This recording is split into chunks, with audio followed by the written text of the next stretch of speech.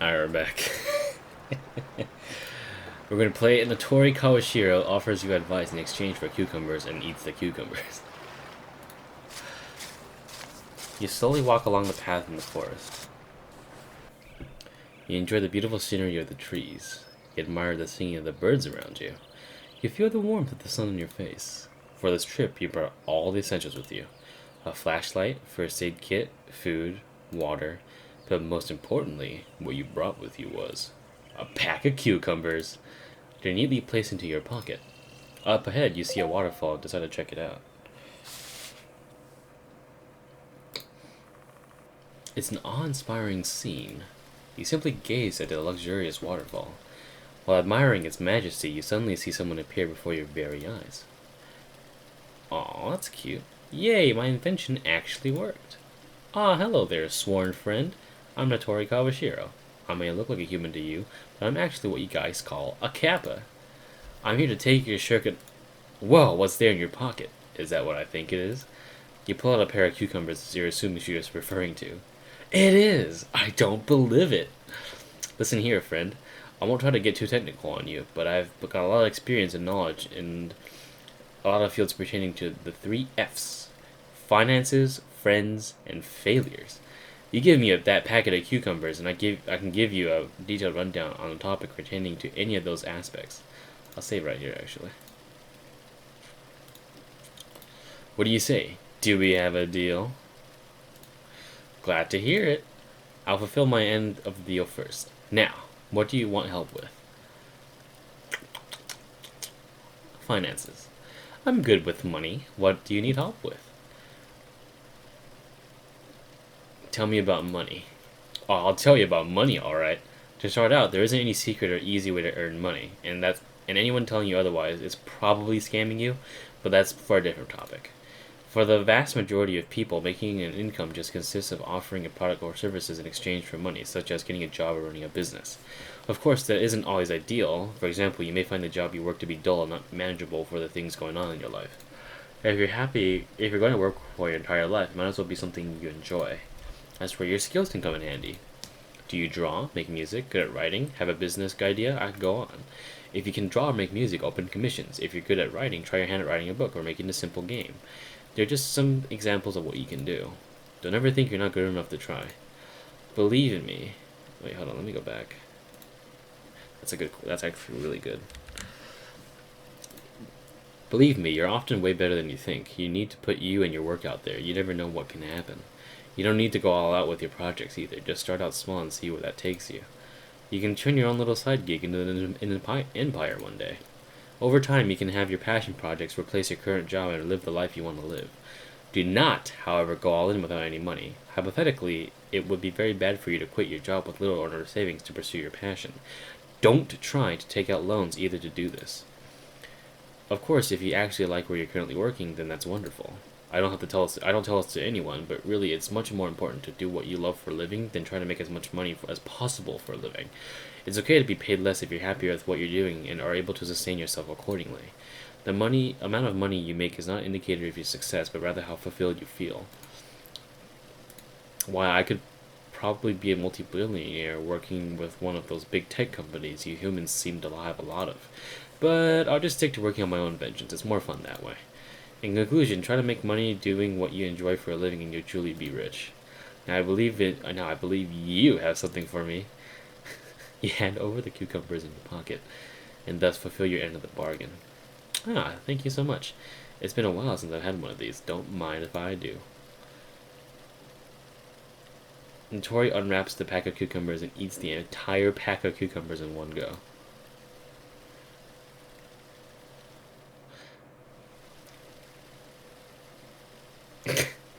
I don't even want to say this. Good stuff. Good stuff. That's some good stuff right there. If I do say so for myself. I'm pretty sure this is a meme, but I'm not gonna fucking embarrass myself with this. Sorry about that. I got a little carried away there. Anyways, pleasure doing business with you. I'll be right here if you need to see me again. Take care, friend. Nitori disappears as if she were returning to another world. Maybe you should always pack more cucumbers from now on. Let's do failures. And all about that one. How may I help you? I failed at something. It's good to fail. I don't even view failure as a bad thing, just simply a stepping stone to your next success. Failing is one of the most natural things you can do in life. When you think about it, your entire life is filled with failure, right from when you decided to learn how to walk. Just because you failed something doesn't mean you're a loser. It means you're closer to achieving your goals.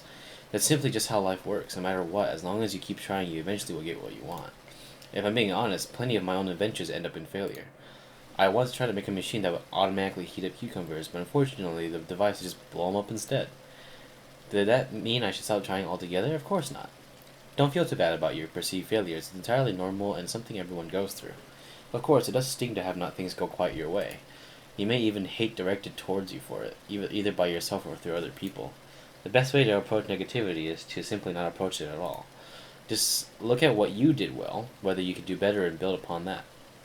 This is called constructive feedback. You don't need to pay attention to unhelpful negative comments. With that said, there's nothing wrong with taking a break and coming back to it at a later time. Do not burn yourself out with your projects. As a matter of fact, coming back to something after taking a break can actually end up being way better than continuously working at it. In conclusion, don't let failure bring you down, but rather let it motivate you towards your goal. And don't forget to take a break if you need one. Now I believe you have something for me. Quick save. Let's do friends.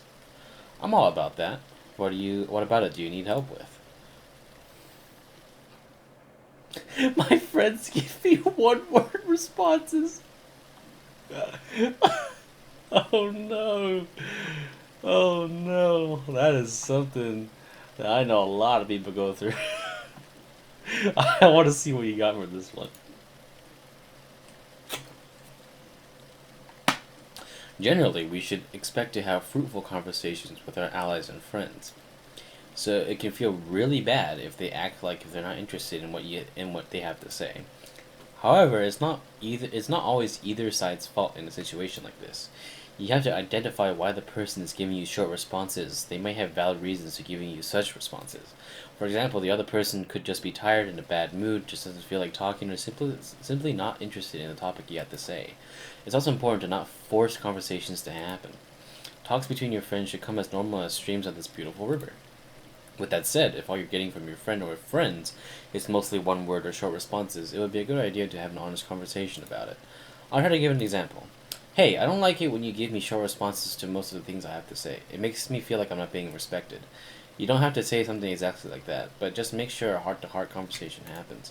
Sadly, just humans do drift apart from one another, either physically or mentally. It's important to identify this and take action accordingly.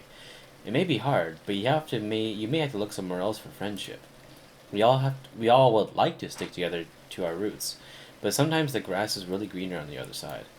There's no point in sticking around with people who can't hold a conversation with you. Be sure to leave on good terms when you can, however. It's important to respect each other's feelings on the matter while accepting the differences. In conclusion, identify the reasoning for one-word responses to communication. Ah, there we go. Communication is literally the one fucking key to almost everything in this world, and to existence. Take required action depending on the situation. I believe you have something for me.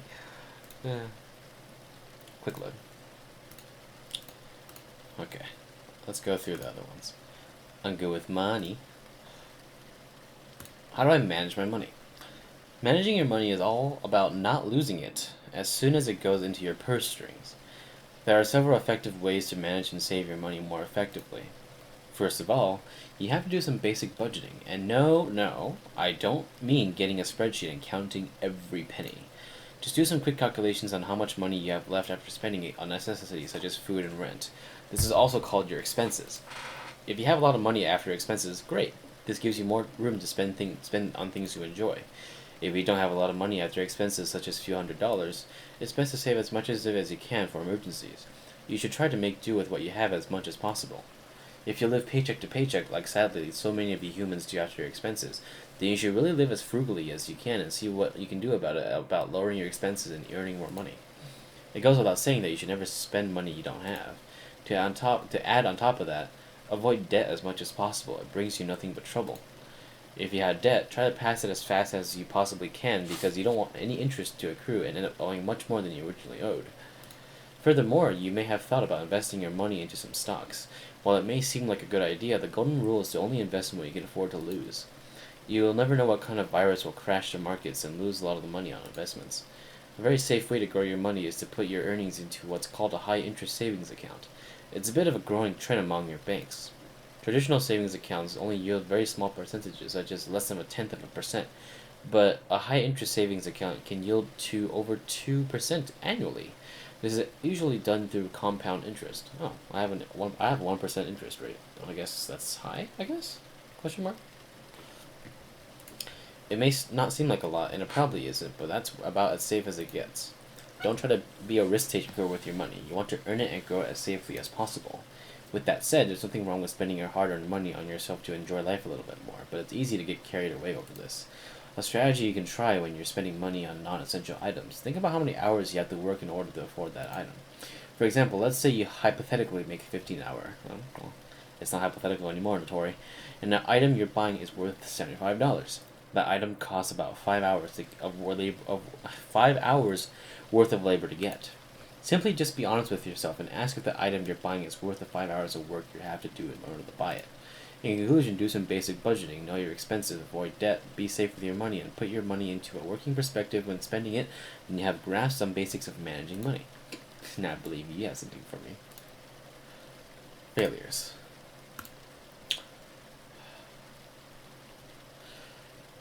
I feel like a failure. Well, that's no good. I can't let my sworn friend feel like that. First, you have to identify what makes you feel that way. A common way to one might feel like a loser is because other people around them seeming to have more fulfilling lives. And more often than not, it's all a lie. Smokes and mirrors. Those kind of people only show and tell you what they want you to see. For instance, you can see them make a lot of money, but they could also be drowned in debt. Or they could be having a healthy relationship with their spouses, but end up fighting every day. You don't need to concern yourself with how others are doing. Even if they were doing as well as they seem, that's nothing to do with you, truth is. There's always going to be someone ahead of you or behind you in some aspect of your life. So there's no point in feeling inadequate because other people are seemingly doing better than you. It has nothing to do with your current situation. Next, if you feel like a failure because you're not happy with the way your life is, there's always room to change. I understand humans have shorter lifespans than people in my world. However, that doesn't mean you don't have enough time to change where you are right now. Many humans feel like their lives are over when they reach a certain point in their lives, but the truth is, it can only just begin when you want it to. You just have to understand that there's always room to improve, and always time to change. You have to identify what it is that you can do to make you feel more fulfilled and less like a failure, and work towards that. A method you can try is to write down every step that's preventing you from getting where you want, and then reflect on how you can overcome these obstacles preventing you one step at a time. In conclusion, don't compare yourself to others and focus how you can improve your situation one step at a time. That was actually one of the most serious ones I've seen her.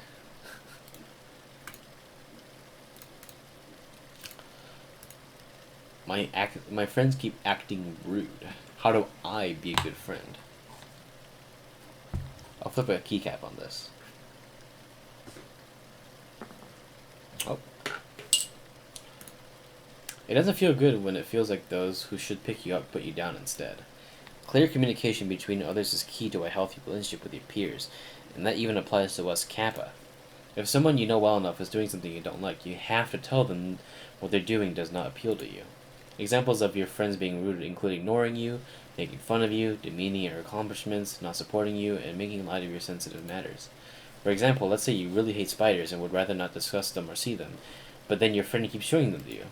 You have to communicate with them that you don't like that. You can say something like this: "Hey, I really don't like spiders, and although I know you mean no harm, I would much prefer if you don't show me them anymore."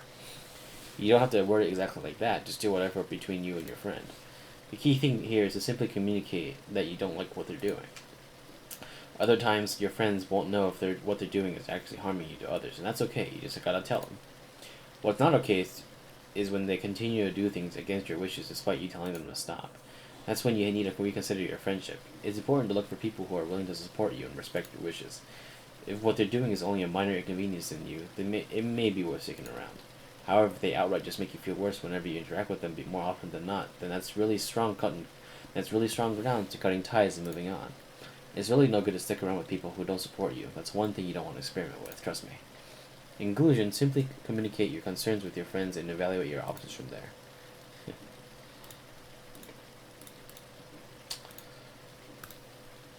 Bad habits and scams to avoid.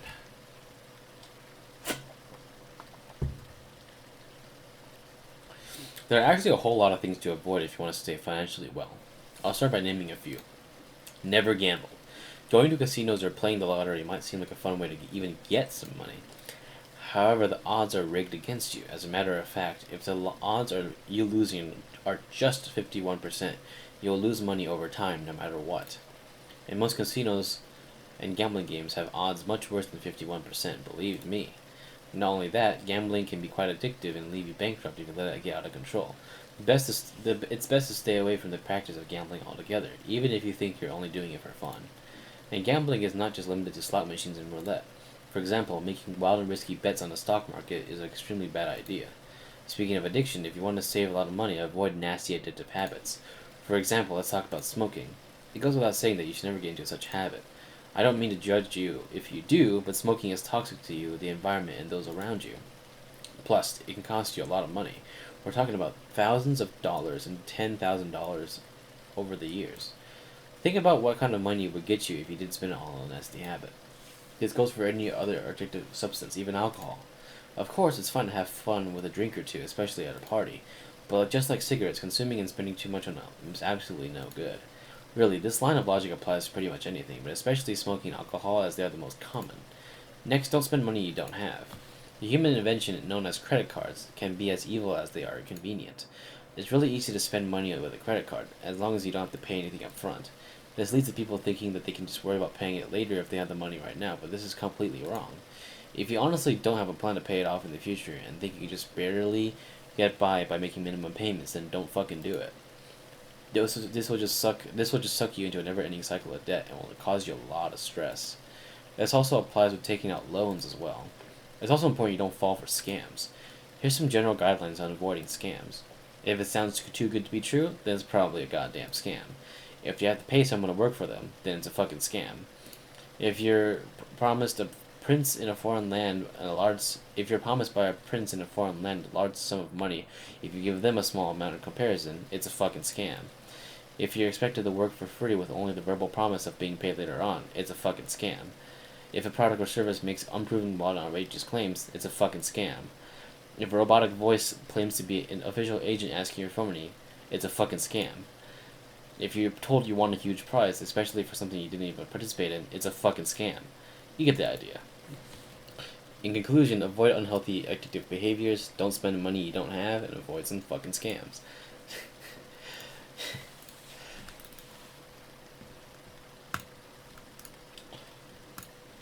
It's natural to be scared of failing at something, especially if it's important. It's okay to fear failure, it's just not okay to stop something because you fear failure. Going forward in the face of fear is something called bravery. And besides, what's worse, you failing or you not trying at all? The end result is almost never as bad as if your mind makes it out to be. Though, don't make illogical decisions. For example, pursuing your dream is nice, but leaving everything in your life behind with zero as a backup plan or fallback will not end well for you.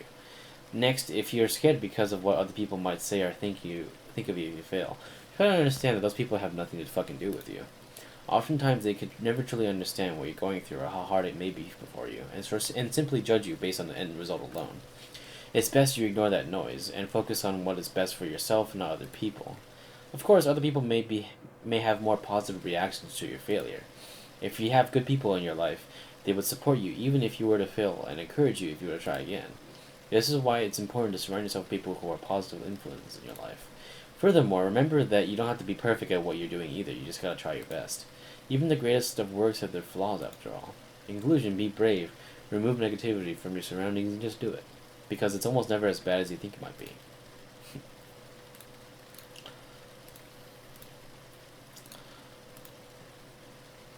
How do I be a good friend? How nice of you to want to help out your fellow allies. The key to being a good friend and ally is to always be supportive of them. To start off, if your friend is going through a very tough time, or just needs some positive words, it's important to let them know that you're there for them. If you even suspect that something is wrong with them, be sure to reach out and ask if everything is okay. Kind gestures like that can go a very long way towards towards a healthy friendship.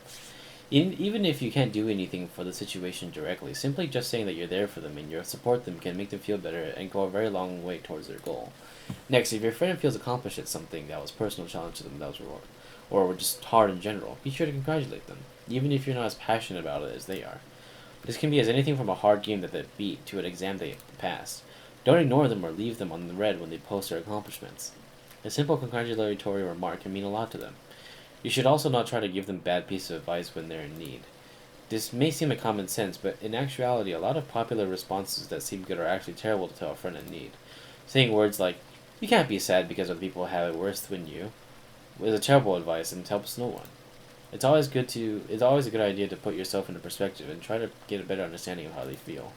It's always good to try out new things with them. If you want to bond with a friend, a great way to do this would be to hang out and do activities together. This can be anything from hanging out with them, playing games with them, going to events with them, or simply just talking to them. It doesn't matter whether you're closer or apart, there's plenty of things to try out. This will help you learn new things about the person and make them feel more comfortable around you. With that said, though, you don't want to feel like you're carrying weight or draining yourself when it comes to friends. Being a good friend comes naturally. You shouldn't have to force yourself to do anything you don't really want to. In conclusion, be supportive of your friends no matter what you're going through, and you're sure to bring about a healthy friendship with them. I believe you have something for me.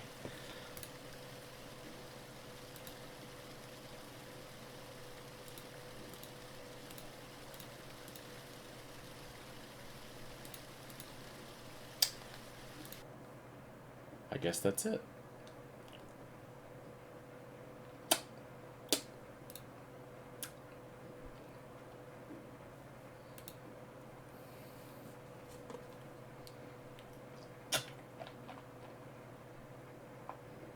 Toggles assistive self-voicing? What? Wait a second.